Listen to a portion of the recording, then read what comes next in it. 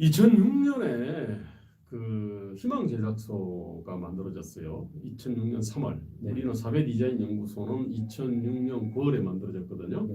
근데 그때 이제 명함을 팔 거 아닙니까, 그죠? 거의 같은 시기라고 봐도 되겠네요. 네, 근데 이제 저는 그때도 이제 소셜 디자이너. 네. 저희는 원래 이제 사회 디자인 연구소는 소셜 디자인 인스티튜트지 않습니까, 그죠?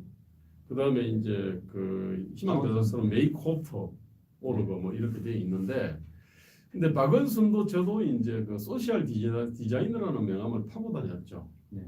같은 이름이네요. 어떻게 보면. 네. 네.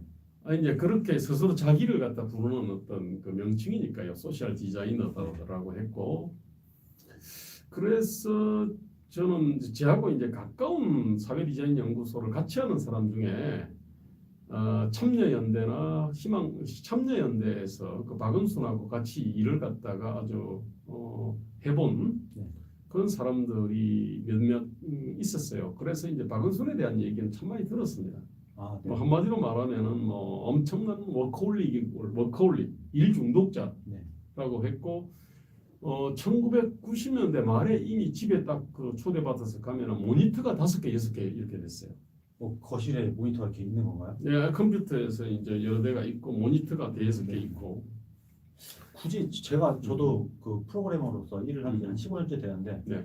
모니터 2대면 충분한데 더 이상 필요도 없는데 어떻게 보면 그때부터 내가 일을 이렇게 엄청나게 열심히 한다는 걸 알리고 싶었나? 아니요. 그때는 전혀 어떤 과시는 아니었어요. 자기 집에서 하는 거니까. 집에. 근데 이제 그때 이제 비행기 10시간 3시간짜리 비행기를 타면요. 네. 비행기 안에서 그 하여튼 두꺼운 리포트를 갖다가 다 쓰고 네. 하여튼 그런 어떤 초인적인 어떤 근면성을 갖고 있었거든요.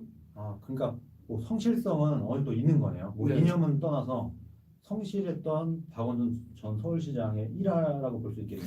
그 다음에 이상하게 이 사람이 뭐냐면 이념이라는 걸 싫어했습니다. 지금 많은 사람들은 박원순이 저 사람 사회주의나 공산주의에 침체된 사람 아니냐라고 생각하는데 네.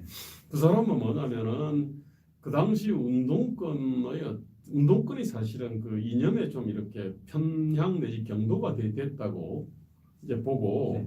박원순은 이념이 아니라 실제 어떤 생활 현장에서 작은 개선을 해야 된다라고 생각하는 사람이었거든요. 네. 그러니까 굉장히 어떤 탈이념을 지향했던 사람입니다. 누가 봐도 좌파고 누가 봐도 사회주의자 같은데 근데 오히려 사회주의자가 아니고 나는 이념을 벗어나서 좌우 이런 걸 초월한 사람이다 이렇게 스스로 느꼈다는 건가요? 스스로 그렇게 강조를 그렇게 했어요. 네. 근데 저는 뭐냐면은 거기에 문제가 있다고 보는데, 근데 실제로 이 사람은 시장을 굉장히 혐오를 했고요. 도시를 굉장히 혐오를 했지 않습니까? 네. 그 사람이 그러니까 뭐냐면은 사회주의를 굉장히 싫어했습니다. 그런데 실제로 사회주의적인 어떤 철학과 가치, 역사 현실 인식이 있지 않습니까? 이거는 그 사람의 어떤 뇌리에 깊숙이 이제 이렇게 들어있었던 거예요. 그러면 제가 느낄 때는 이념에 대해서 뭐 초월한 게 아니라 이념에 대한 학습이 너무 안 돼 있는 나머지 이게 내가 지금 하고 있는 이 정책이 좌파인지 우파인지 사회주의적인지 시장경제주의적인지에 대해서 구분을 못한 게 아니겠는가 이런 생각도. 그러니까 자기 스스로가 맞습니다. 이념에 대해 가지고 제대로 공부를 안 하다 보니까 자기가 사실은 이념의 노예였거든요. 네. 그러니까 반시장, 반기업, 그리고 어떤 그런 어떤 사회주의적인 어떤 철학 가치가 그 사람 내리 속에 깊숙하게 들어와 있었는데 네. 자기 스스로는 그것을 갖다 잘 인식을 못했던 것 같아요. 자기의 이념이 뭔지도 모른다. 예, 이념의 노예라는 사실을 몰랐던 거예요. 자, 이제 문제는 그래서 어떤 문제가 생겼냐면 제가 박은순하고 구체적으로 한 거는 2010년 지방선거 끝나고 지방선거 이제 그 인수위 있지 않습니까? 네. 지방선거 인수위를 갖다가 정리하는 활동을 했어요. 네. 그래서 다음번에 만약에 인수위가 이제 새로 생겨나면 보다 이제 그 새로운 이 지방자 집행부가 이게 안착해서 효과적으로 일을 갖다 수행할 수 있도록, 그래서 이제 공동으로 이제 이 작업을 해가지고 하나의 어떤 책을 냈습니다. 근데 네. 그 책의 핵심 내용은 이제 제가 다 썼어요. 그러니까 박은순이 한탄을 하더라고. 왜 우리 희망제작소에 당시만 해도 직원들이 뭐 한 6, 70명은 됐을 거예요. 근데 우리는 왜 이제 이런 거를 갖다 쓸 수 있는 사람이 없냐. 아, 책을 낼 수 있는 뭐 지력 있는 사람이 없냐? 그 지방선거 네. 그 저기 지방자치단체 이제 인수위원회 관련해 가지고요. 그게 이제 지방자치단체가 어떤 거를 살펴야 되고 어떤 기조로 가야 되는지에 관한 내용이거든요. 네. 근데 이제 뒤에 내가 보니까 한탄을 했는데 한탄을 했다는 거는 곧 그 뭐 부러웠다는 저의 어떤 지적 작업에 대한 나름대로 어떤 리스펙트가 있다는 얘기예요. 네. 그런데 문제는 그 사람이 그 능력이 있는 사람들이 그 희망제작소에서 마음을 붙이고 일할 수 없게 좀 이렇게 만들었어요. 박원순이요? 예. 예를 들어서 어떤 일이 있을까요?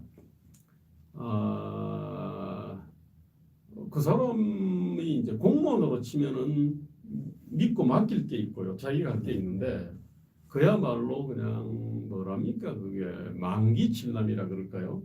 오만 가지 세세한 일에 대해 가지고 다 간섭을 갖다 하고 또 이 사람이 실제로 잘나는 게 많아. 초인적인 네. 부지런함을 갖고 있다 보니까 그런데 인간은 한계가 있지 않습니까, 그죠? 아, 믿고 맡길 일이 있고 자기가 해야 될 일이 있는데 네. 그걸 구분을 못하고 다 하는 거네요. 예, 다 하는데 그 중에 또 이게 잘하는 게 있으니까 문제야. 네. 이게 하여튼 뭐 성과가 나오는 게 있고 그 사이에 또 아니 그러니까 이제 참 그 사람 밑에서 이제 일하기가 또 이 사람은 또 초인적인 부지런함을 갖고 있기 때문에 사람들한테 대해서 요구 자체가 일주일 걸릴 일을 갖다 하루 이틀에 예컨대 요구할 수 있지 않습니까? 아, 이게 이런 거네요. 음. 일반 사람들이 할 때는 일주일 걸리는데 박원순이 생각할 때 이건 이틀이면 할 수 있는 일이야. 그러니까 이틀 만에 해. 근데 그거를 다른 사람들 못 하고. 네네. 네. 뭐 이제 그런 것도 있었고요. 그다음에 이제 결정적인 거는 사실은 이제 이게 2010년 5월달에 희망제작소가 5주년이었어요. 네. 그 당시에는 박은수는 상임이사고 윤석인 씨가 소장을 갖다가 하고 있었습니다. 근데 이제 희망제작소에 대해 가지고 희망제작소 잘하고 있습니다라고 하는 딱 캐치플레이저에 따로 해가지고요. 희망제작소에 대한 예컨대 싱크탱크의 평가, 뭐 그다음에 학계 평가, 뭐 시민단 뭐 평가 이래가 불러가지고 희망제작소의 5년을 갖다 평가를 갖다가 하는 자리를 마련했어요. 네. 저는 싱크탱크 대표로서 이제 희망제작소를 평가를 했습니다. 아, 네네. 그때 이제 제가 그 어떻게 보면 나름대로 박원순은 지금까지 자신이 해온 일이 자신이 있어서 그랬을 수도 있겠네요. 근데 아, 이만큼 해왔다. 근데 잘해왔다. 박은순이 그를 기획한 게 아니고요. 그 윤석인 소장과 저기 희망제작소 실무자들이 네. 이제 그런 거를 갖다 기획을 했어요. 근데 이제 박은순이 뭐냐면 돈도 잘 끌어와 초인적인 어떤 부지런함도 갖고 있어요. 또 웬만한 이런 실무자들보다 잘 알아. 네. 그러니까 이제 내부에서는 박은순에 대해 가지고 비판을 해도 사람들이 비판할 엄두도 안 내고요. 비판을 해도 이게 그 먹혀들지 않았거든요. 그래서 이제 외부 평가를 받아보자 이렇게 한 겁니다. 아, 네. 그러면서 저한테 이제 주문했던 게 매우 좀 쳐달라는 거야. 네. 정확하게 찔러 당하는 어떻게 거야. 보면 내부에 박원순의 적들이 있었던 거네요. 적보다는 박은순의 리더십이 있지 않습니까? 그 리더십에 대해 가지고 좀 걱정이 많았어요. 박은순이 사실 한참 강연하고 돌아다닐 때는요. 그 강연이 많지 않습니까, 그죠? 근데 그런데 차를 타거나 지하철로 움직이면은 이게 시간이 많이 걸리니까 어떻게 했냐면은 퀵 서비스 할 때 오토바이 있잖아요. 퀵 서비스 불러가지고 그 뒤에 타가지고 다녔어요. 박원순이요? 오, 그 열정은 엄청나긴 하네요. 아니 그래가지고 박은순을 갖다가 일을 좀 적게 해야 된다 그러면서 박은순 안전 자리에다가 본드칠을 해가지고 박은순을 갖다가 좀 의자에 딱 붙여버리자. 어떻게 보면 농담 삼아서 박원순에 대한 걱정이 좀 묻어있는 뭐 그런 얘기일 수도 있겠네요. 그랬는데 이제 바로 박은순 그러더라고. 박은순은 그러면 엉덩이에 의자 붙은 채로 또 그냥 다닐 거라고. 아니 그런데 네. 제가 그래서 박원순에 대한 새로운 얘기들을 많이 듣고 있습니다. 내용을 갖다가 이제 제가 이제 자세히 뜯어봤죠. 왜냐하면은 희망제작소하고 사회디자인연구소가 거의 같이 네, 출범했고 내가 항상 그걸 지켜봤거든요. 네. 어떻게 보면 그때는 라이벌 관계였을 수도 있겠네요. 일종의 동업자이자 경쟁자 네. 일 수도 선의의 경쟁자일 수도 있었거든요. 그때까지만 해도 박원순의 지향점과 네. 김대 후보님의 지향점이 비슷할 수도 있다고 봤던 건가요? 근데 이제 내용을 보니까요. 그렇습니다. 그러니까 이 소셜 디자인 영역은요. 국가 경영 담론의 영역이 있습니다. 네. 그다음에 지방 경영 담론이 있지 않습니까? 그죠? 그다음에 개인 기업 마을 담론이 있습니다. 개인 기업 마을 담론은 적실전, 즉 바로 실천이 가능하고요. 지방자치단체가 뭐 하는 일은 지방 권력을 잡으면 돼요. 근데 이제 국가 경영 있지 않습니까? 이거는 사실은 정권을 가져가야 되는 거군요. 그렇습니다. 입법 권력이나 대통령 권력을 가져야 되거든요. 자, 그런데 이제 이걸 갖다 상류, 중류, 하류라고 볼 수 있습니다. 그런데 이제 저는 사회 디자인 연구소는 뭘 했냐면은 상류와 중류를 했어요. 그러니까 국가 경영 담론 있지 않습니까? 네. 그러니까 국가 비전하고 그다음에 지방자치 비전을 주로 연구를 했고요. 박은수는 뭘 했냐면은 개인과 기업, 그것도 기업도 사회적 기업이나 마을 기업이나 무슨 어떤 시민단체나 뭐 이런 것들이 뭐를 해야 될지를 어떻게 연구를 보면 했어요. 자연스럽게 분업이 되는 것 같은 느낌이 드네요. 너네는 상중류하고 우리는 하류할게. 예, 아니 근데 그거는 원래는 희망제작소의 사업 계획을 보면요, 뭐 국가 경영 담론도 있고 그걸 넘어가지고 뭐 동아시아 뭐 세계 경영 담론도 있어요. 그러니까 하겠다고는 했는데 실제로 내용을 전혀 채우지를 못했거든요. 그리고 박은수는 굉장히 실용적인 사람이라 가지고 국가 경영 담론은 이게 돈이 안 됩니다. 지방 경영 담론은 그래도 조금 돈이 됩니다. 나올 구멍들이 많으니까. 그 개인 기업 마을 뭐 이쪽 담론은 이거는 뭐냐면은 바로 돈이 됩니다. 이건 네, 그렇죠. 실천도 쉬워요. 그러니까 뭐냐면은 박은수는 전부 그냥 이 하류 담론 쪽으로 다 간 거예요. 원래 이 사람이 이 이념을 정오한다 그랬지 않습니까? 그죠? 도시를 정오했어요. 자, 그러다 보니까 이 어떤 일들을 갖다가 할 때 그 이 일의 어떤 이 철학이라든지 말입니다. 그 구조라든지 이게 대해서 묻지를 않았던 거예요. 자, 그래서 지금 문제가 다 생긴 거거든요. 자, 그러다 보니까 시야 자체가 굉장히 협소해집니다. 이게. 어떻게 보면 뭐 서울시장이라는 큰 메트로시티를 경영하려면 위아래를 다 훑어봐야 되고 이렇게 상류층도 봐야 되고 어떻게 보면 중류층도 봐야 되고 중산층이라고 할 수 있는 사람도 봐야 되고 서민도 봐야 되고 하는데 어떻게 보면 박원순이 지금까지 해온 모든 일은 뭐 이렇게 뭐 소위 말하는 뭐 하류층 여기서만 계속 일을 하다 보니까 약간 더 넓게 보는 걸 못 보고 시야가 점점 좁아졌다 이런 말씀이신가요? 예, 시야가 나 참 놀랐습니다. 시야 자체가 좁으니까 그러니까 이 사람은 뭐냐면 자본주의 시장 경제의 모순이 분명히 있잖아요. 네. 그죠? 근데 그러면 그거를 갖다 어느 정도 해결하는 게 뭐 사회적 기업이나 사회적 경제나 뭐 이러저런 네. 거이거든요, 이게. 네. 그런 거라고 하죠. 그리고 희망 제작소에서는 주로 이제 자기가 만든 아름다운 재단도요. 일종의 사회적 기업 같은 거 아닙니까? 그죠? 그다음에 희망 제작소에서 했던 많은 사업들이 그게 누군가 도네이션을 갖다가 해서 시장에서는 일반 기업이 안 하거나 못 하는 거. 시장에서 잘 공급이 안 되는 것들. 그런 것들을 주로 했지 않습니까? 이게. 네.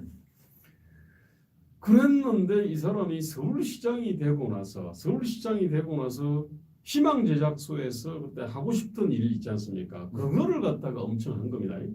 그런데 그러면은 그 사회 단체에서 하는 일과 네. 서울시장이 해야 될 일을 구분을 해야 되는데 어떻게 보면 내가 하고 싶었던 것을 서울시장이 돼서 서울시장이 권력을 갖고 그걸 했다는 말씀이신 거네요. 그러니까 이게 그 희망 제작소나 아름다운 재단은요, 누가 이제 기부금을 갖다가 이렇게 그렇죠. 내면은 그 범위 안에서 해야 돼요. 그 기부금도 사실 뭐 박원순 본인도 얘기를 한 게 대기업에 돈을 받아낼 수 있는 방법이 있다고 한다. 본인이 강연까지 했었잖아요. 예, 그리고 그때 사실은 박태준 씨가 박정희 대통령한테서 받은 10억짜리 아현동 집이 있었거든요.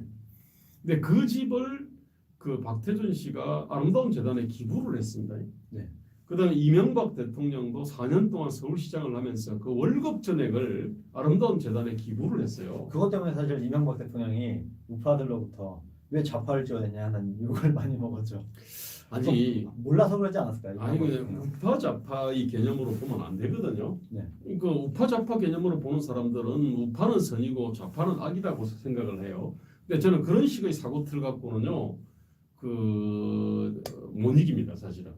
그리고 실제로 잘못됐고요. 어차피 박원순이 아름다운 재단을 만들 때는 뭐 좌파 단체를 만들기보다는 나름대로 뭐 자신은 뭐 국민들을 위하거나 뭐 사회의 어떤 특정 구성을 위한다거나 뭐 이런 식으로 아름답게 포장해서 만들었기 때문에 그 어떻게 보면 좌우를 넘나드는 정치인들이나 이런 사람들이 후원할 수밖에 없었다. 아니 이렇게 보는 시각도 상식적으로 사실은- 보십시오. 이 아름다운 재단의 주된 사업이 일종의 남이 버리는 물건이나 안 쓰는 물건들을 갖다가 모아가지고 필요한 사람한테 이제 저렴하게 파는 거지 않습니까? 그죠? 얼마나 이거 좋잖아요. 바자회를 어떻게 보면은 그렇죠. 기업화해서 하는 그런 거니까. 그렇죠. 과자의 기업화 일상화잖아요. 네. 그러니까 이제 그런 식으로 이제 그 다음에 뭐 여러 가지 사업들이 있는데요. 그런 사업들은 참 필요한 사업이다라고 생각을 했고, 한국 자본주의 시장 경제의 여러 가지 모순들 또는 어떤 정부가 못하는 일들을 갖다가 한다고 생각을 했기 때문에 나름대로 어떤 감동이 있었거든요. 그 다음에 박은순이 개인적으로 사적으로 챙기지를 않았습니다. 그 다음에 박은순이 초인적인 어떤 건면성을 보여줬거든요. 그러니까 이명박도 박태준도 다 감동을 했던 겁니다. 아, 그럼 진짜 열심히 하고 네, 딴 주머니 차지 않고 네, 비리나 부패를 저지르지도 않고. 네, 네. 아, 그렇게 했기 그러니까 때문에 재벌에 그거니까. 대해 가지고 당당하게 돈 내라 아, 네. 이렇게 한 거거든요. 그때 박은수는 스스로도요, 자기는 좌파를 갖다가 자기 좌파 우파라는 틀로 재단하지 마라 네. 이렇게 생각을 이 얘기를 그렇게 했고요. 객관적으로 봐도 이 사람이 그 당시는 좌파로 보이지 않았습니다. 좌파 우파를 초월한 사람으로 아름다운 보였어요. 재단 할 때만 해도 뭐 좌파로 보이지 않았다는 거죠. 뭐 그렇습니다. 그렇게 보이겠네요. 그때까지만의 박원순 사실 인지도가 있지도 않고 뭐 저는 사실 참여- 몰랐으니까. 참여연대 때는 약간의 좀 그래도 이 좌파적 편향성을 보였다고 볼 수 있는데 아름다운 재단은 전혀 그런 게 아니었거든요. 그러니까 이명박도 박태준도 그렇게 도네이션을 그렇게 한 거지 않습니까? 자, 그런데 이 사람이 이제 좀 시장에 대한 이해나 그다음에 인간에 대한 이해, 그다음에 도시에 대한 이해 이런 것들이 일천하다 보니까요. 그러니까 지금 나타나는 여러 가지 어떤 문제점들은 뭐냐면 시장 경제가 갖고 있는 모순들을 자기가 해결하는 그 빈틈들이 있지 않습니까? 그거를 해결하는 거였고요. 네. 그다음에 도시가 갖고 있는 여러 가지 빈틈이 있지 않습니까? 요거 아, 네. 이게 농촌 공동체하고 이 도시하고 도시는 공동체라기보다는 도시민의 삶하고 보면은 이게 나름대로 좀 각박한 데가 있고요. 고립적인 것도 있고 네. 뭐 여러 가지가 좀 모순이 있지 않습니까? 그것을 어떻게 보면 시민단체나 이런 거를 재단 같은 걸 운영함으로써 그런 빈틈을 약간 내가 채워주는 예. 이런 역할을 해왔다는 거죠. 서울시장이 되기 전까지는. 그리고 네네. 그게 나빠 보이지 않았고 뭐 우파 정치인들이 봐도 와 이거는 그래도 훌륭한 일이다 이렇게 볼 수밖에 없었다 이렇게 정리할 수 있겠네요. 예, 그렇습니다. 야, 그래서 이 사람이 이제 서울시를 제가 볼 때는 희망 제작소의 확대판으로 하나 만들었거든요. 네.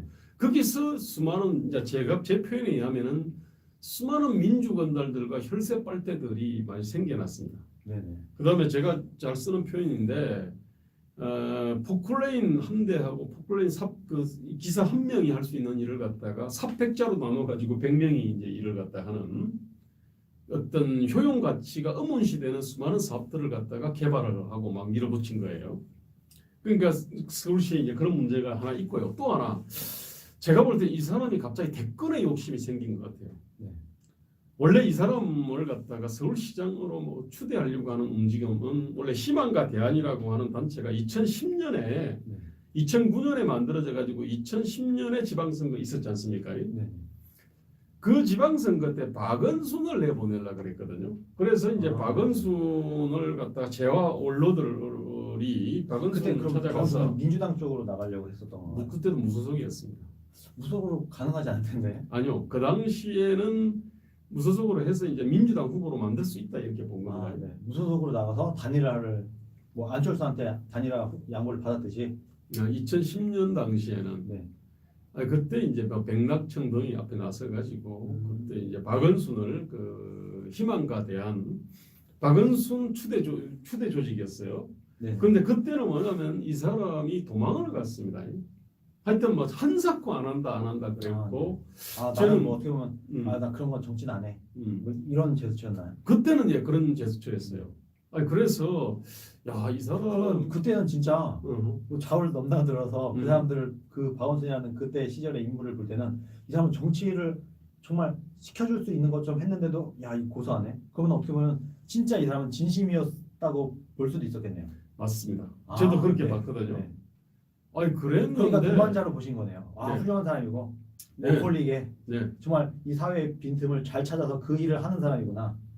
그래서 그 지성호 씨가 쓴 박은순의 인터뷰집이 있는데요. 그 읽어보면 굉장히 감동스러워가지고 아, 네. 제가 우리 아들한테도 그 책을 보냈습니다.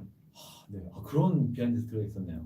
그랬는데 이 사람이 이제 2011년 아니 근데 이제 제가 이제 내 삶 내용을 보니까요. 사실은 희망제작소가 내용적으로 거의 파산을 했었더라고 보니까 네. 이게 그 경영에는 소질이 없었던 거네요. 그래도 아름다운 첨예연대도 저렇게 키웠고 아름다운 재단도 저렇게 키운 거를 보면은요 그때 성공을 했고 희망제작소는 제가 볼 때 실패를 했거든요. 네. 그랬는데 실패를 해서 사실은 일선에서 경영 손 떼고 그 다음에 이제 이른바 지리 그 뭡니까 백두대간을 종주를 하고 있는데 그때 이제 그 오세훈이 그 서울시장을 내던지고 아, 네. 그 그래- 시기였군요. 그게 딱. 예 그때 백두대간 종주를 하다가 네. 그때 종주를 한 것도요 사실은 희망제작소에서 이제 거의 이제 박은순이 계속 성공 스토리만 썼다가 희망제작소는 실패 스토리가 명확해진 시점이었거든요. 네. 그래가지고 일종의 뭐라 합니까 그걸 갖다 하방이라 그래야 되나 하여튼 뭔가 이제 실패를 등에 지고 이제 그 백두대간을 종주를 하다가 바로 오세훈의 그 이 시장직을 건 주민투표 이제 그걸 만난 거거든요. 네. 그때 이제 안철수가 그때 막 등장을 했지 않습니까? 네. 그때 이제 이 사람이 부랴부랴 이제 수임도 안 갖고 내려가 가지고 안철수한테 한창 이제 백두산 종주를 하던 중이니까 맞습니다. 수염도 안 갖고 원래 네. 그렇게 하다가 네. 고행처럼 하다가 네네네. 딱 내려와서 인터뷰한 게 그 모양이었거든요. 아, 얼핏 기억이 납니다. 예, 그렇게 해서 이제 안철수가 이제 그냥 뭐 박은순한테 양보를 해가지고 아, 그럼 그때 안철수의 양보는 뭐 이런 뭐 정치적이지 않은 사람들이 볼 때는 정말 아름다운 양보였겠네요. 그렇습니다. 그때는 그 안철수도 정치할 어떤 결심이 있지 않습니까? 이게 뚜렷하지도 않았고요. 좀 자신도 없었고. 그런데 박은수는 완전히 사실상 이제 그 실패자로서 업자 실업자 비슷하게 돼 있는 상태였거든. 그러니까 이제 박은순이 간절히 요구하니까 그냥 박은수 또 그 당시 박은수는 나름대로 성공 스토리만 써왔기 때문에 굉장히 매력이 있는 사람이었어요. 그러니까 이제 그런 선선한 양보가 이루어졌거든요. 자 그리고 그 다음에 이 사람이 이제 대권이 처음부터 대권에 대한 욕심이 없었는데 점점 대권에 대한 욕심들이 이제 생기더라고요. 서울시장을 뭐 재선도 성공하고 선전도 하다 보니까 그럼 언제쯤에 대권 욕심을 가졌다고 보시나요? 제가 볼 때는 아마 재선하고부터는 아, 내가 야 좀만 넣으면 서울시장도 2번 해먹었는데 2016년, 2017년 대선이 있었지 않습니까, 그죠? 그러니까 2012년에는 이제 아니었고요. 그때는 서울시장만 하고 있었고 2017년 대선 있으니까 이제 2015년, 16년부터 이제 박은순이 이제 이렇게 그냥 대권병이 도지기 시작했던 것 같아요. 네. 자 이제 그러면서 이제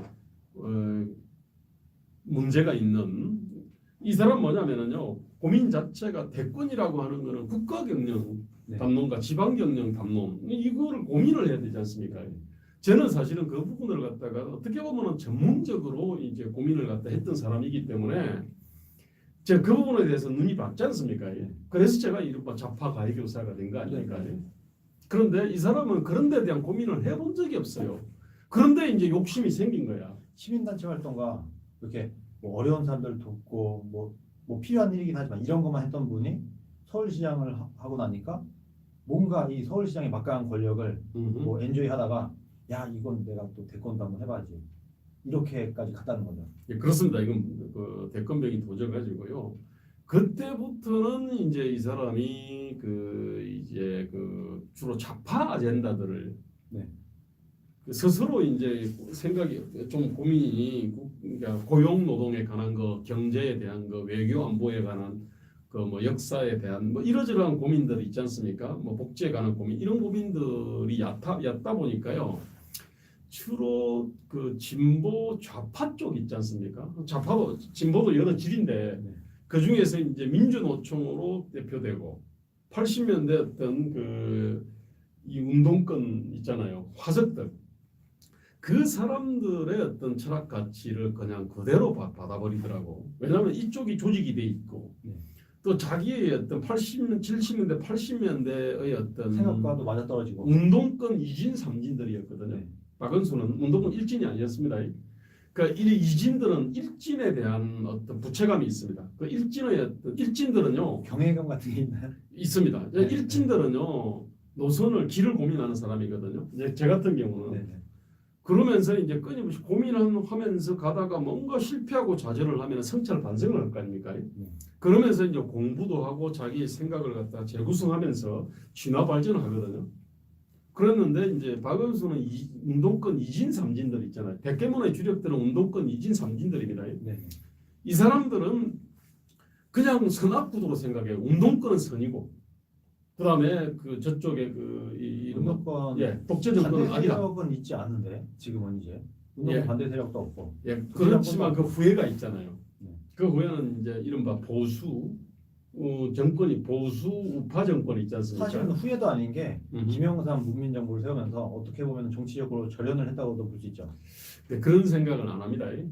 이게 화석들의 특징이에요. 과거의 어떤 이진 삼진의 어떤 그런 보면은 이게 선악으로 딱 나눠 보이거든요. 어쨌든 그 전두환 노태우 시절에 어떻게 보면 마침표를 한번 찍고 그다음에 이제 군사 정권이 끝나면서 문민정부로 넘어가서 네네. 그야말로 이제 민주화 대통령이 시작된 게 김영삼 정권인데 네네. 요거를 이제 우파들은 뭐 군사 독재 정권은 여기서 끝나보고 여기서부터는 이제 니들이 말했던 그 민주화 어쩌고 했던 그 정권으로 간 거기 때문에 우파도 사실은 더 이상 뭐 민주화 반대 세력이나 이런 사람이 없어라고 하지만 좌파들 입장에서는 그래도 너네는 무조건 뭐 운동권 반대 세력이고 민주주의 반대 세력이야 이렇게 보고 있다는 거죠.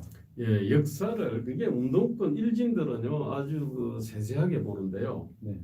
근데 이진 삼진들은 멀리서 봤지 않습니까? 박수만 치던 사람들이거든요. 그 중에 한 명이 박원순이었다는 거죠. 그렇습니다. 예, 그렇게 하다 보니까 이제 주로 그 진보 내지는 좌파 중에서 가장 후진 집단들 네. 하고 손잡았고요. 그다음 그럼 민주노총 좌파들 중에서도 뭐 주류가 있고 비주류가 있고 1, 2, 3진이 있다 하면은 네. 일진이랑은 안 되고 2, 3진들과 손을 잡으면서 그쪽 방향으로 서울시를 이끌어갔다는 거죠. 그거는 맞고요. 문재인 정권도 마찬가지입니다. 문재인 정권도 사실은 운동권의 이진 삼진이 주력이고요. 네, 그렇죠. 일진들 중에서 아무런 성찰 반성의 능력이 없는 저 노선에 대한 고민을 갖다가 해본 적이 없는. 임종석은 일진 아닌가요, 임종석? 근데 겉으로는 일진인데 이게 뭐냐면은 이북 방송을 갖다가 이렇게 받아서 녹취해 가지고 풀어서 그 노선을 그 지하 언더에서 그 지휘를 하는 지휘부가 있었고 그 지휘부가 내세운 이른바 오픈장이야. 그러니까 공개 네. 예 얼굴 마담. 이제 얼굴 마담이죠. 그러니까 밑에 숨은 지도부가 네. 있었던 거고요. 얼굴 마담이 어떻게 보면은 임종석은 좌파들 일진이라기보다는 뭐 주사파 대장 정도 느낌이 더 강하죠. 예, 주사파에서 이제 그 뭐 얼굴도 좀 잘 생기고 황태자 뭐 이런 연설도 좀 얘기가 잘하고. 네. 원래 운동 쇼 잘하고 뭐 그렇습니다. 연설 잘하고. 그게 이제 뭐 대중 학생 운동이 대중화되면은요, 그렇게 자연스럽게 그렇게 됩니다. 그 언더 지도부들이 아니라요. 네. 그게 그 진짜 브레인은 다른 데 있는데 이제 네가 탤런트 해라. 요게 임종석이라는 거죠.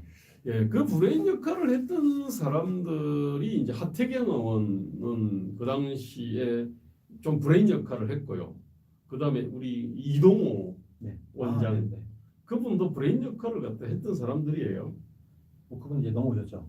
예. 그러다 보니까 이제 이 사람들은 성찰 반성이 있고, 그 다음에 전향도 하고, 네, 그렇죠. 이렇게 하는데, 그래서 이제 좀 이렇게 그 지력이 떨어지는 사람들은 그냥 성찰 반성 그런 거 없이 그냥 갑니다. 그럼 어떻게 보면 지금 이제 말씀하신 것을 종합해 보면 네네. 박원순이 네. 뭐 시민단체 활동이나 아름다운 재단이나 네네. 희망제 작소나 이런 걸 할 때는 그래도 뭐 존경받는 사람이고 좌우를 넘어서 정말 사회에 필요한 부분, 약간 어두운 부분을 어쨌든 해결해 주려고 하는 노력도 하고 워커홀릭도 하고 맞습니다. 하면서 애를 썼는데 이런 사람이 음, 사실 서울시장 값은 아닌데 음, 뭐 선한 사람이라고 해서 서울시장이 돼야 되는 것도 아니고 그래서 서울시장 값은 아닌데 이런 사람이 서울시장을 하다 보니까 원래는 본인이 심단체에서 하던 이 짓을 뭐 어떻게 보면 좋은 행동일 수도 있죠. 심단체에서만 하면 맞습니다. 네, 네. 이것을 그대로 서울시장이 되면서도 끝까지 이 서울시장의 권한을 이용해서 그 일을 해왔기 때문에 어떻게 보면은 서울시가 잘못된 길로 간 거네요. 서울시라는 것은 말 그대로 시정 운영을 해야 되고 뭐 서울시라는 도시의 발전을 생각을 해야 되고 미래를 봐야 되고 하는데 어떻게 보면 시민단체 활동을 하던 걸 그대로 서울시장으로 가져오니 이거는 어떻게 보면 악의가 안 맞는 이런 일이 됐을 수 있다 이런 말씀이신 거예요. 맞습니다. 그러니까 시민단체의 확대판으로서 이제 서울시를 바라본 게 있고요. 네. 아 이거는 정말 놀라운 황당한 일이네요. 그 다음에 이제 그 도시에 대한 이해가 없다 보니까요. 도시라고 하는 거는 문명을 담는 그릇이고 거기에 수많은 사람들이 몰려 들어가지고 압축적으로 이제 삶과 자유를 누리는 거거든요. 근데 이 사람은 왜 공동 농촌에 있던 것들이 그 50년대생들이 그런 사람이 많습니다. 50년대생들은 농촌 생활을 좀 오래 했어요. 도시가 발전되기 전, 도시가 첨단화되기 전에 생각이나 이런 게 머물러 있는 사람도 있죠. 그 사람들은 자꾸 그 귀향을 귀농하려고 하는 사람이나 귀촌하려고 하는 사람들이 그런 40년대 50년대생들이 굉장히 많습니다. 그래서 이제 도시에 와 보니까 서로 이웃끼리 오통 뭐 시멘트에다가 아스팔트에다가 그 다음에 이웃끼리 서로 그냥 아파트에 서로 모르면서 지내고 농촌은 전 그렇지 않잖아요. 그러니까 이 사람이 이제 자꾸 어떤 농촌 요소를 갖다가 막 집어넣으려 그래요. 그래서 아파트 반상회 같은 것도 막 그냥 하려고 하고 뭐 꿀벌통도 갖다 놓고 그다음에 저기 이 보리밭 있지 않습니까? 보리밭도 재현하려 그러고 그다음에 문제는요. 이런 거야 뭐 소품인데 이 건축 주제를 갖다가 이렇게 해서 막 건물이 높이 올라가는 거 있지 않습니까? 그런 꼴을 못 보는 거죠. 용적률을 갖다가 더 주는 거를 갖다가 굉장히 어떤 그 꺼려했습니다 이 사람이. 저는 사실 박원순 서울시장을 한마디로 요약을 하면 제가 자주 하는 말이 도시의 농촌화다 이렇게 하거든요. 멀쩡한 서울이라는 도시를 농촌으로 만들려고 했다. 근데 또 하나가요. 이 사람은 이제 유럽을이나 많이 가봤거든요. 유럽에 도시를 다녔나요? 유럽에 농촌을 다녔나요? 아니요, 도시도 많이 다녔는데 이제 유럽에는 이제 200년, 300년, 400년, 500년 된 집들이 많이 있지 않습니까? 아 그것에 대해서 뭔가 아니, 동의감을 가졌나요? 그래서 왜 한국은 싸그리 다 밀어버리냐? 아, 네. 그런데 뭐냐면 차이가 있는데 그 차이는 모르고 유럽은 특성을 모르고 유럽은 뭐냐면은 200년, 300년 전에 살던 그 집에 지금도 살아도 크게 불편함이 없어요. 네. 왜냐하면 그 당시 그 유럽의 일교차가 그렇게 크지를 않지 않습니까 이게? 애초에 그 정도 살려고 졌죠. 그리고 그때는 네네. 유럽은 우리나라는 원래 지금은 너무 가난하고 어렵고 하니까 한 30년 정도 살 집을 지금 만들자 이렇게 해서 만들었던 것이고. 아니 우리는 뭐냐면은요. 그 일단은 냉난방 문제가 있지 않습니까, 그죠? 겨울과 겨울이 여름이 훨씬 혹독하거든요, 유럽보다. 그러면은 뭐 난방 시스템이 있으면 집 크게 질 수가 있는데 난방이 나무떼 가지고 난방을 갖다가 하면은 집을 크게 지을 수가 없잖아요. 뭐 나무도 많지도 않고 그러다 보니까 집을 아주 작게 지어야 됩니다. 창도 아주 작게 뚫어야 되잖아요. 벽도 아주 두껍게 해야 될 거 아닙니까, 그죠? 네네. 그런데 그런 집 있지 않습니까? 그 다음에 그러면 그런 집에서는 살 수가 없거든요, 사실은. 아니 그래서 이제 판자촌이라든지 저런 데가 생겨났는데, 그러니까 유럽의 100년, 200년, 300년 된 집에는요 사람이 그냥 들어가서 살 수가 있습니다. 지금 사는 사람 많아요. 네네. 근데 한국에 한 40년, 50년 된 판잣집 있지 않습니까? 그런데 들어가서 살아라 그러면은 그건 춥거나 덥거나 그냥 좁고 춥고 덥고 뭐 그냥 화장실도 안에 없잖아요. 워커홀릭이었는데 불편해서 못 살아요. 한마디로 머리가 나빴네요. 근데 이 사람은 뭐냐면은 그런 건데 그걸 갖다가 왜 지우냐? 유럽에는 마냥 있는데 그러니까 이제 주변에서 말 안 해주나? 유럽은 왜 이런지, 한국은 왜 이럴 수밖에 없는지 그 말을 누군가 분명 해줬을 텐데 이걸 받아들이질 않나요? 예, 아니 그건 이제 그 사람은 의외로 그 자기 고집이 고집이. 굉장히 셉니다. 아니 그래서 그때 희망 제작소에서도 그랬잖아요. 저 같은 사람을 네. 불러가지고 박은순을 갖다가 매우 패주라고. 지금도 사회 디자인 연구소에 이렇게 홈페이지에 보면은 희망 제작소 잘하고 있습니까? 제가 쓴 글의 제목은 뭐냐면은 희망 제작소는 어떤 희망을 제작하고 있나? 아, 네. 이런 제목으로 긴 어떤 글이 있어요. 홍빈나리 TV님이 네. 뭐 김거희 대표님, 김대호 서울시장 예비 후보님 파이팅입니다 하시네요. 아, 네. 파이팅. 감사합니다. 네, 파이팅하도록 하겠습니다. 그렇게 된 다음에 그래서 결과적으로는 그렇게 서울시를 어떻게 보면 시민단체화하고 네. 이게 어느 정도 본인이 잘 돼갔다고 느꼈는지 음흠. 뭐 혈세 빨대들이 뭐 잘 먹고 잘 살게 되고 자기 주변에 있는 사람들이 뭐 먹고 살만해지니까 이게 잘 됐다고 느꼈는지 대권도 욕심을 가졌다. 그러면 서울로는 이게 만족스럽지 않고 대한민국 전체를 서울 시민단체화 하려고 했다는 건가요? 그런 마음을 먹었을까요? 대한민국 전체를 서울시만으로는 내가 만족을 못하겠고 대한민국 전체를 뭐 희망제작소라든가 아름다운 재단을 만들어야 되겠다. 이런 원대한 꿈을 갖게 된 건가요? 아니 이제 그때부터는 그냥 비전이 차원이 달라지고요. 그때 이제 어쨌든 이 사람은 사람은요 어떤 비전 대권이라고 하는 거는요 그냥 그 자체가 사실 목적일 수 있습니다. 아, 내가 뭘 해보겠다가 아니라 뭘 해보면 난 권력 그 갖겠다. 자체, 권력 그 자체가 엄청난 적과 꿀을 갖다 움직일 수 있지 않습니까, 그죠? 그러면 이렇게도 볼 수 있잖아요. 그때는 뭐 시민단체 활동하고 아름다운 재단 하고 이때는 그래도 좀 순수한 이런 박원순이었는데 네. 이렇게 평생 살던 사람이 서울시장 자리에 갑자기 무지막지한 거의 왕에 가까운 그런 권한을 쥐게 되니까 권력 맛을 본 거죠.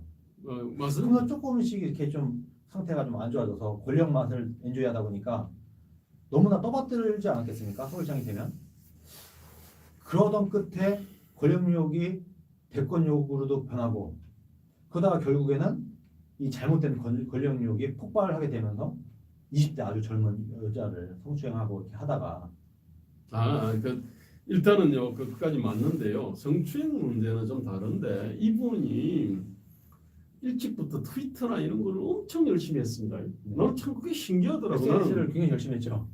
나는 조국 교수가 트위터질 열심히 하는 거 있지 않습니까? 그거 진짜 이상했거든요. 그 2009년, 뭐 2010년, 뭐 2011년 그때인데 박원순도 트위터를 엄청 열심히 했어. 이제 얘기는요. 트위터는 어떤 그 복잡한 어떤 그 뭐라 그럴까 무지를 깨치는 게 아니거든요. 그냥 가슴에 꽂히는 어떤 글을 짧은 글을 쓰는 거지 않습니까? 그러니까 정치인들이 트위터하는 거는 당연합니다. 그런데 학자가 트위터하는 거는 또 진짜 이상해. 근데 박원순도 서울 시민 뭐 시민단체 운동하면서 트위터를 했다는 것은 마음속에서는 내가 이렇게 열심히 하고 있는 걸 좀 알아달라. 뭐 이런 게 있었을 수도 있겠네요. 그다음에 이분이 이 쇼에 굉장히 쇼의 효과를 알아요. 그래서 이 사람이 서류 수억 이상은 없고요. 그렇죠. 내가 이렇게 열심히 일한다. 이건 보여주려고 하는 거였잖아요. 그건 누가 봐도. 그다음에 위안부 소녀상 그 플라스틱으로 만든 거를 갖다가 탁 그냥 이 일본 대사관 앞을 지나가는 151버스인가 거기다가 탁 태워가지고 그 슬픈 표정 탁 짓고 하는 그 연출한 거. 그다음에 떨어진 그 고무 구두축 있지 않습니까? 연출한 거. 누가 봐도 뜯은 거. 근데 가장 결정적인 거는 재산입니다. 재산을 갖다가 처음 출발할 때 마이너스 한 5, 6억으로 출발을 했는데 이게 줄어들지 않아요. 나중에 오히려 더 늘어나. 서울시장이면 연봉이 꽤 될 텐데 한 1억 1억 5천은 될 것 같은데.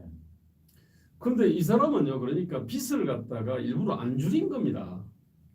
그 채무의 내용을 모릅니다. 줄일 수 있는데. 그 돈을 어떻게 다 썼을까요? 그게 아마 은행 채무가 아닐 겁니다. 사인 간의 뭐 채무를 갖다가 잡아가지고 이제 그렇게 아마 마이너스로 이렇게 해놨고요. 무이자일 수도 있겠네요. 그럴 수도 있습니다. 그런데 이제 사실은 그것도 문제가 되는데 제가 볼 땐 재산을 완전 마이너스 어떤 5억, 6억, 7억으로 만든 게 그 위선의 극치거든요. 난 이렇게 초면마다. 그런 얘기죠. 근데 뭐냐면 그 얘기가 뭐냐면은 인간의 자연스러운 어떤 욕망들, 면모로 자연스러운 어떤 모습들을 갖다가 엄청나게 누르고 또 뒤틀어 가지고 연출을 한 거거든요. 자, 그때 네티즌들 사이에서 뭐가 발각되냐면 구두 밑창을 뜯어갖고 일부러 뜯어갖고 난 이렇게 검소하다 이렇게 이미지 메이킹을 했는데 그때 맨 넥타이는 에르메스 넥타이였다고 해요. 한 3,400만 원짜리 넥타이. 앞뒤가 안 맞는 거죠. 그러니까 그 사람이 돈 없다 그러면서 강남 아파트에 살았고 월세가 250만 원인가 그랬지 않습니까? 65평 아파트에 살고 그러지 않았나요? 네네. 그 책이 많아서 그랬다 그랬는데 아니 앞뒤가 안 맞는 건데 이게 이제 위선이거든요. 이건 연출이에요. 쇼거든요. 그러면은 뭐 희망제작소나 이런 걸 할 때부터 원래 박원순이라는 사람의 본질은 쇼였고 쇼잉이었고 위선이었고 나 이렇게 착한 사람이야. 나 이렇게 좋은 일 많이 하는 아니 사람이야. 그때 그렇게 심하지 않았습니다. 이런 그럼 언제부턴가 이렇게 사람이 바뀐 건가요? 제가 볼 때는 이제 서울시장이 되고 그 다음에 서울시장 권력 그 자체도 큰 권력이에요. 그 다음에 이제 대권 욕심을 품으면서 이 사람의 어떤 위선과 가식들이 훨씬 더 심해진 것 같아요. 원래도 있었는데 서울시장이 되면서 더 증폭됐다는 건가요? 아니면 원래는 없었던 것 같은데. 아니요 원래 다 그 요소가 있다가 이 억눌려져 있었겠죠. 인간의 감성이 예. 폭발했다는 거죠. 서울시장이 되면서. 서울시장이 되고 시간이 가면서 아니 서울 주체하지 못한 거네요. 이 권력을 음. 엄청난 인기가 권력을 주체하지 못하고 민주주의 국가에서 왕처럼 그냥 써버리게 된 거네요. 아니요 이제 그거의 재미를 알아가지고요. 이제 남들이 어떻게 봐주면 남들한테 어떻게 연출할까 네네. 일종의 어떤 스스로 연출을 한 거거든요. 네네. 그 연출하는 과정에서 당연히 굉장히 앞뒤가 안 맞는 게 있고 무리한 게 있지 않습니까? 그러다가 이제 억눌러 놨으니까 인간의 욕망이라는 게 말입니다. 눌러 놓으면 어딘가로 터지죠. 붉어지거든요. 이게. 지금 홍기호민님은 그 돈 네. 마이너스 그 아들한테 돌렸을 것이다 이렇게까지 말씀하시네요. 아닙니다. 저 상속 포기했지 않습니까? 그러니까 저게 굉장히 민폐를 끼치고 간 건데 제가 이제 상속을 갖다가 포기해버리면요. 자식들한테 아무것도 안 줬다. 예. 뭐 근데 뒷돈으로 줬을 수도 있고 뭐 차명으로 줬을 수도 있고. 아니 박은수는 이제 그런 짓을 할 사람은 아닌데 결과적으로 말입니다. 재산을 착복하거나 이럴 만한 사람은 아니라고요. 예, 뒤로 빼고 뭐 그런 사람은 아니에요. 그런데 어쨌든요, 저 채권을 갖고 있던 누군가 있습니다. 아마 그 사람들은 뭐 때에도 좋은 채권일 거야 아마. 네. 그런데 어쨌든 간에요, 자식이 아버지로부터 아무것도 나 안 받겠다라고 하게 된 거 아닙니까, 그죠? 네. 어쨌든 간에 자식한테 아무것도 물려준 게 없는 거예요. 재산을 물려준 게 없고, 그 다음에 누군가한테는 그 6, 7억의 채권 있지 않습니까? 그건 휴지 조각이 된 거예요. 민폐 끼친 거예요, 사실은. 어떻게 보면 평생에 박원순이 뭐 죽으면서 남기고 간 것은 빚 몇 억이네요. 그렇습니다. 서울에도 빚 엄청 많을 텐데. 그러니까 저는 그 박은순의 어떤 저게 왜 자살했냐면요. 자기의 어떤 그 꿈은 컸잖아요. 그 꿈이 크니까 이제 위선과 가식을 심하게 뜯었는데 그것이 그냥 엄청나게 팽팽하게 위선과 가식의 풍선이 터져 있었는데 그게 바늘 하나가 딱 들어간 거예요. 그러니까 이제 그냥 나 모든 것이 끝났다, 모든 것이 무너졌다 하면서 이제 자살로 갔다고 봅니다. 없다. 네. 나는 사실 뭐 대권도 가야 되고 할 일이 되게 많고 해야 되는데 네. 이제 더 이상 나는 뭐 어떻게 보면 내 인생은 여기서 끝났네. 더 이상 할 게 없네. 그게 사실은 위선을 떨지 않았으면요. 사실은 그 자체로서는 인간의 어떻게 보면 실수로 처리를 할 수 있는데 이 사람은 엄청난 위선을 떨었거든요. 스스로 빼미니 대권을 포기할 수밖에 없는 상황이 오니까 대권 정도가 아니라 인간 자체가 완전히 어떤 위선자, 그 비루한 인간으로 그냥 딱 자신이 떨어져버린 평생 살아온 모든 것이 네. 부정될 수밖에 없는 사건이 터짐으로써 맞아요. 그럼 엄청난 뭐 그때 당시에 박원순 개인에게는 네네 엄청난 고민이 있었겠네요. 맞습니다. 그거 버티지를 못하고 네. 내가 이런 식으로 내가 더 이상 살아갈 수는 없다 네. 생각을 해서 뭐 스스로 그런 판단을 낼 수밖에 없었다 이렇게 보시는 거죠. 그렇습니다.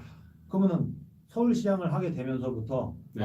이 박원순이라는 사람은 아니구나라고 느끼신 건가요? 예, 저는 서울시장이 되고 나서 저는 사실은 박원순 시장이 저를 갖다 상당히 전 좋게 평가했다고는 들었습니다. 여러 네. 사람한테 박원순 전 서울시장이 저를 뭐 살아 있을 때 네네. 김대호 후보님을 굉장히 저분은 괜찮은 사람이다 이렇게 평가했다는 거죠.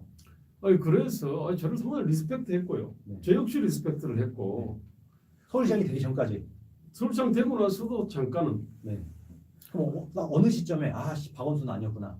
난 박원순이 되게 훌륭하고 좋은 사람인지 알았는데 야 이거 보니까 박원순 아니었구나를 언제 아셨나요? 그 여러 가지 기회가 있는데 그때 이제 뭐 비정규직의 뭐 정규직화 뭐 이래 가지고요. 그 뭐 그런 거를 갖다가 자기 제1치적으로 딱 그냥 하더라고. 네네네. 그 사실은 비정규직의 정규직이 민간 기업은요.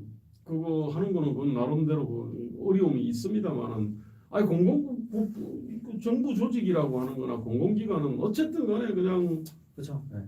하려면 할 수 있는 건데. 얼마든지 할 수 있는 거잖아요. 그것도 지 돈 쓰는 것도 아니지 않습니까? 그죠? 국민 돈을 세금을 갖다가 이렇게 좀 더 땡겨가지고 뭐 하는 거 그건 뭐 바보도 하는 게 사실은 공공부문 비정규직의 정규직 아닙니까? 네. 거짓거리를 갖다 해놓고 자기의 어떤 제일 감동적인 일이고 마음만 먹으면 할 수 있는 일. 아무것도 세금 아닙니다. 쓰는 거, 뭐 빚 땡겨서 사람들 나눠주는 거, 그리고 공공이라는 이름으로 일자리 늘리는 거. 뭐 그게 중학교 2학년한테 시켜도 할 수 있는 일이죠. 뭐 삼척 동자도 할 수 있는데 고민이 필요 없어요. 너무 쉬운 그렇죠. 일이니까. 그런데 그거를 자신의 뭐 예. 제1 예. 치적으로 삼을 때 그때 저분이 저 정도밖에 안 되는 사람이었나 뭐 이런 느낌을 가지셨다는 거고. 맞습니다. 그 중에 하나인데 그게 이제 정치의 즐거움이라고 오연호하고 박은순의 대담집이 있습니다. 네. 그 대담집에 보면은 그런 내용들이 나오거든요. 나 그런 거를 보면 그래 쭉 읽어 보니까 그 2013년인가 나왔어요. 네.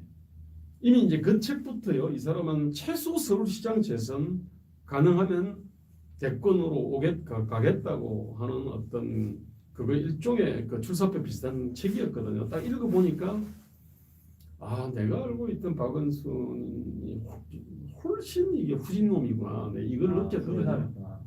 그러면 박원순이 정치를 하기 전까지는 네네. 굉장히 리스펙트하고 그렇습니다. 서로 동질감도 느끼고 맞습니다. 그랬었는데 서울시장이 되고 나서 음흠. 초선 때는 뭐 그래도 뭐 잘 몰랐는데 재선 정도 되고 나서는 정말 이 사람 내가 왜 그렇게 생각했었을까 정말 후진 사람이었는데 이런 거 어떻게 보면은 깨달으면서 이분은 아니다 이 박원순이란 정치는 아니다 2011년에 됐고 2012년 13년부터 이 사람은 진짜 안 되겠구나 이 생각이 많이 들었어요. 저는 2014년에 이제 재선을 했지 않습니까?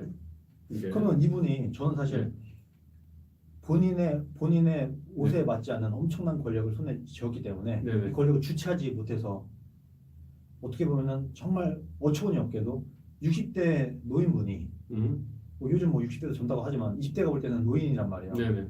60대 노인분이 20대 젊은 여자를 성추행을 하고 이게 밝혀지면서 이제 극단적인 선택을 하게 됐단 말이에요. 네네. 왜 이분은 20대 젊은 여자를 그렇게 했을까요? 그거는요 이념의 문제도 아니고 정책의 문제도 아니고 인간의 본능의 문제인데 본능을 본인이 컨트롤 못하는 건가요? 그거를 엄청나게 늘어났잖아요. 위선과 가식을 들었지 않습니까? 그러면은요 그러면은 그 욕망이 다른 데로 삐져나오거든요. 문제는 이거는 인간은 그럴 수 있는데 문제는 이 사람이 그 위선 가식에 비해서 실제로 이게 굉장히 어떤 추악하니까 갭이 너무 컸다는 거죠. 이 일반 사람은 사람들 그렇습니다. 그 갭이 엄청나게 크고 그 위선과 가식의 엄청나게 팽팽한 풍선을 불고 있었는데 그게 이제 바늘이 들어가 버린 거 아닙니까? 그 자체는요 사실은 내가 정말 잘못했다 그냥 내가 그러면은 이 사람 위선과 가식을 떨지 않았다면요 그냥 시장이 내려놓고 석고대죄하고요 시장직 할 수도 있는 겁니다. 내려놓거나 일반적인 국민 정서상 네네 60대가 네네. 20대를 아주 지속적으로 어쩌다 한두 번 그냥 좀 이렇게 격려했다거나 네네네 이 정도가 아니라 네네 정말 어처구니 없는 뭐 사진을 보내고 뭐 끌어안고 시장실로 들어오라고 정말 말로 표현할 수 없는 정말 엄청난 짓을 아주 긴 시간 동안 저질렀단 말이에요. 이거는 일반적인 국민들의 상식으로는 더 이상 이런 사람을 공직에 둘 수 없다 라는 생각은 아마 다들 하실 거예요. 뭐 그 정도 그 정도로는 볼 수 있는데 그 인생이 끝나는 건 아니거든요 사실은. 근데 어쨌든 이 사람은 엄청난 낙차가 있으니까 이게 자기가 성인부자처럼 평생 살아왔는데 맞아요. 최악의 한 방을 딱 맞고 나니까 그때는 그런 선택 외에는 할 수 있는 게 없었겠네요. 네, 네. 그럼 박원순 전 서울시장을 뭐 짧게 표현하고 이분의 인생을 정리하자면 어떻게 말씀을 할 수 있으실까요? 박원순에 대해서 잘 아는 김대우 후보님이 보는 박원순은 뭐냐면 시대착오적인 어떤 이념과 초인적인 건면성을 갖춘 사람이 결합한 거거든요. 제가 사실 가장 싫어하는 사람이 좌파인데 열심히 하는 사람. 잘못된 방향성을 갖고 있는데 엄청나게 열심히 하면은 그런 사람은 무능하고 게으른 사람보다 더 나를 빨리 괴멸시킬. 원래요 무능하면서 이제 부지런한 사람이 치아가 이상 사라 그러거든요. 그렇죠. 네. 그죠? 그러니까 그런 사람이었네요. 아니요. 엄청 무능하고. 그보다 더 치약은요. 유능하면서 방향이 잘못된. 이념이 편향된. 네. 유능하면서 부지런한데 문제는 이념이 편향돼 버린 거야. 완전 거꾸로 돌려가는 거죠. 이게 치약 중에 치약입니다. 이게. 그럼 박원순 최악의 정치인이었네요. 그러니까 문재인이 뭐냐면은 무능하면서 부지런한 사람이고, 네. 무능하면서 부지런하지 않아요. 문재인은. 게으른 사람, 무능하면서 게으른 사람, 문재인은. 네, 근데 이제 이념은 편향돼 있어요. 그런데 이제 박은수는 이념 편향에다가 유능한데 초인적인 부지런함을 갖고 근면성을 있으니까 갖고 있고. 더 나쁘지. 정말. 이 사람이 대통령 됐다면 대한민국 정말로 참 많이 망가졌을 겁니다. 아마.